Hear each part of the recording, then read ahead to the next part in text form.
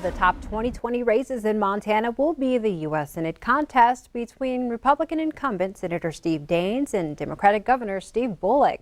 But what you may not know is both men face opposition in their respective party primaries. MTN's Mike Dennison talked to these challengers about why they're mounting this long shot challenge.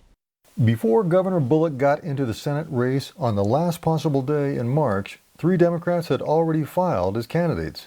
2 of them then withdrew, and Michael Knowles of Bozeman suspended his campaign, although he still appears on the Democratic primary ballot. But energy engineer and U.S. Navy veteran John MUES is still running and says Democratic voters should consider him.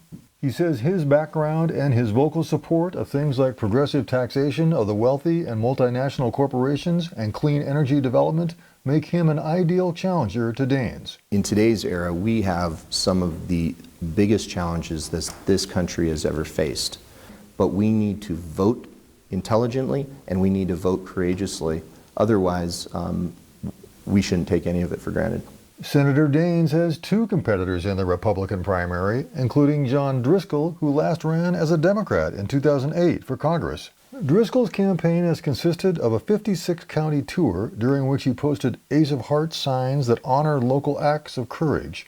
Daines' other opponent is Stevensville hardware store manager Dan Larson, who supports a universal basic income payment of $1,000 a month for every citizen. Larson says the payment would replace other safety net programs and end up saving the government money and reduce human service bureaucracy.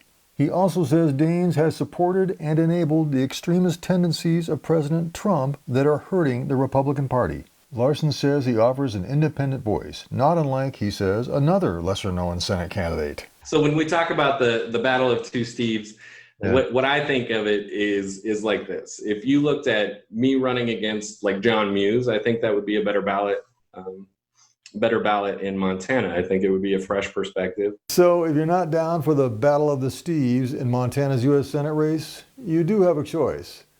But I think we know who the winners will be after we count the primary votes on June 2nd.